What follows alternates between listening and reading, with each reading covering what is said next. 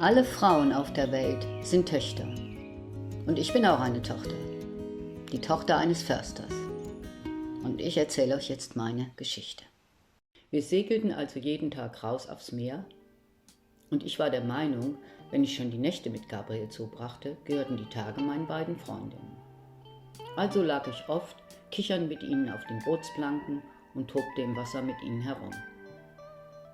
Weil meinem italienischen Freund das aber überhaupt nicht gefiel, er fühlte sich nämlich völlig vernachlässigt, gab es Streit.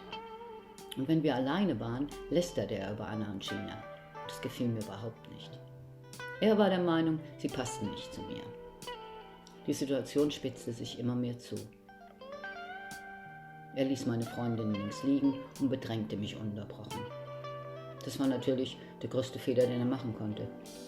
Denn als Anna eines Morgens vorm Raussegeln sagte, komm, lass uns abhauen, den Zirkussee braucht doch kein Mensch, packte ich meine Sachen zusammen und verließ das Boot.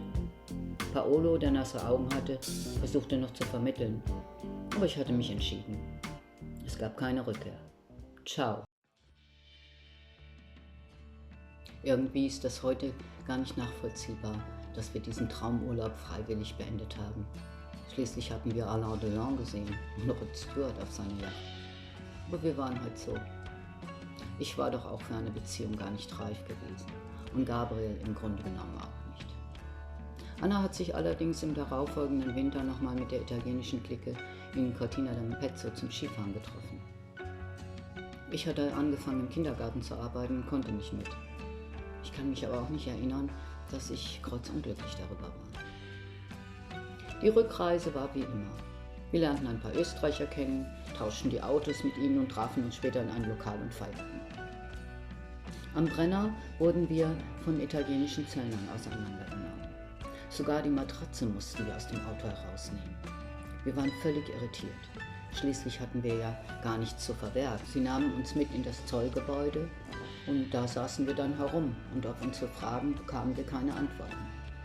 Die Zöllner, es waren 3 nicht sonderlich attraktive Männer, zeigten uns die beschlagnahmten Sachen, führten uns in der Zollstation herum, aber sobald wir gehen wollten, befahlen sie uns, uns wieder hinzusetzen.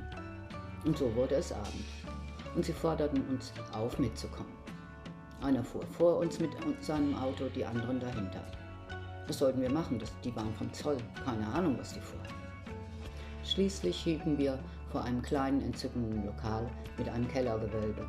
Und ehe wir uns versahen, saßen wir an einem großen runden Tisch und das Essen wurde serviert. Die Männer lachten und erklärten uns nun, sie hätten uns darum so lange festgehalten, weil sie nach Feierabend mit uns ausgehen wollten.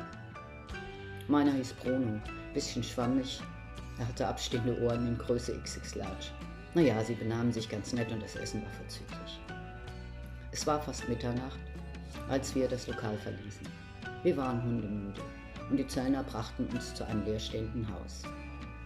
Wir tranken noch einen Absacker, aber als wir uns ins Schlafzimmer zurückziehen wollten, wurden sie zudringlich. Es kam zu einem kleinen Handgemenge. Ich trat auf den Fuß, den einer zwischen die Tür gestellt hatte, und die Tür fiel ins Schloss und hatte zum Glück einen Schlüssel. Nur leider war Anna noch draußen. Was sollten wir machen? Wir entschieden uns nicht zu öffnen, denn Anna rief von draußen, ich bin schon okay. Dann wurde es still. Am nächsten Morgen, als wir aufstanden, saß Anna mit einem der Zöllner am Tisch und frühstückte. Die beiden anderen Männer waren weg. Sie lachte verschmitzt in sich hinein, stand auf, gab dem Zöllner einen Kuss auf die Wange und wir fuhren los. Hallo ihr Lieben, ich hoffe, euch gefällt mein Kanal, also bitte fleißig abonnieren und auch die Glocke nicht vergessen. Ich verspreche euch, es wird noch sehr spannend.